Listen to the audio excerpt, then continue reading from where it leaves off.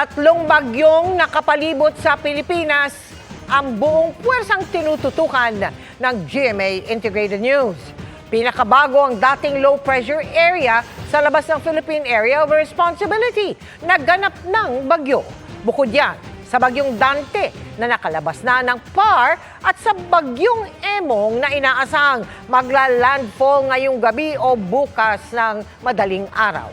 Kaya nakabantay tayo sa Ilocos Norte, Pangasinan, Pampanga, Bataan, Baguio, Bulacan, Cavite, pati Metro Manila at iba pang nakararanas ng masungit na panahon sa buong bansa. Magandang gabi po, Luzon, Visayas at Mindanao.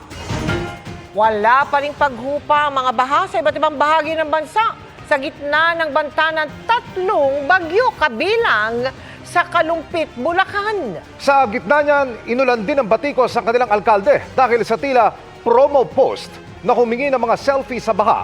Kapalitan niya ng ayuda. Ang paglilinaw niya at ang latest doon sa Pagtutok Live ni JP Soriano. JP.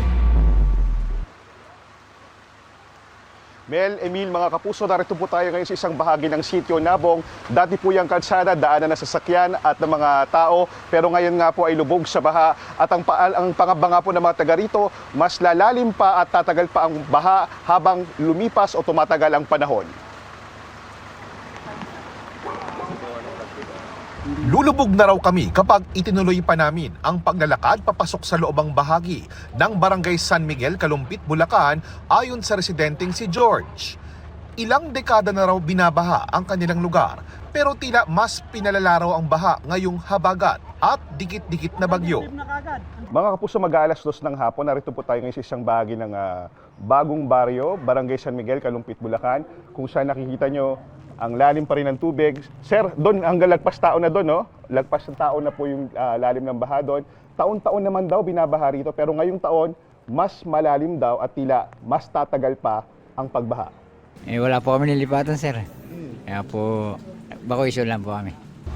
Paglipat ng GMA Integrated News Team sa Sitio Nabong, Barangay Maysulaw sa Kalumpit pa rin, abot leeg na ang baha. Delikado ng lusungin kaya bangka na ang gamit ng mga residente. Ngayon po masyadong malaki eh. Hindi na po mapigilan yung tubig. Sakay na bangka, sinuyod namin ng Sitio Nabong. Ang mga bahay tila inilubog na sa dagat. Ang kotseng ito hindi na naialis ng may-ari bago umapaw ang tubig. May ilang di na makaalis ng bahay, gaya ni Elmer, dahil hindi maiwan ang aso. Nagangatlaan ako ng yung pinaglagyan ba ng pinturang ganyan, nilagay ko doon sa ilalim ng ano ko para lang umangat ng bagya yung inihigan ko. Kung si Elmer hindi iniwan ng aso, may ilan na nasa loob ng kulungan sa gitna ng baha. Ang mga pamilyang lumikas na sa evacuation center bago mapuntahan, kailangan ng bangka dahil gadibdib na rin ang tubig. Sabi po, magagawa nila ng paraan. Hanggang ngayon po, di naman po nila nagagawa ng paraan. Maraming beses na ba pinangako yan? Marami na pong beses na pinangako yan. Wala pong natutupad. Hindi man totally matanggal ang tubig, kahit mabawasan lang, okay na kami doon.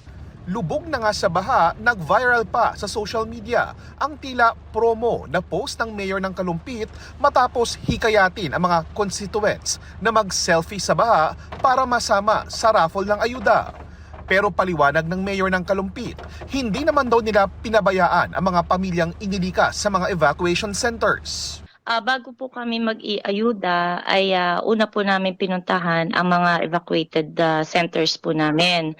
So meron po kami 43,000 families na affected. Inaabot po namin ng personal na ang aming relief goods sa aming mga binahang mga kababayan.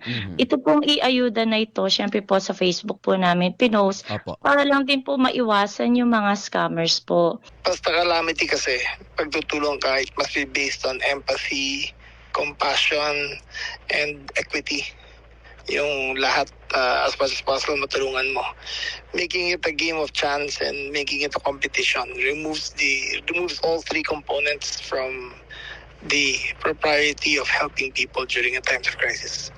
Ang ayuda naman mula sa DSWD dumating na sa barangay at naipamigay na sa mga pamilyang apektado.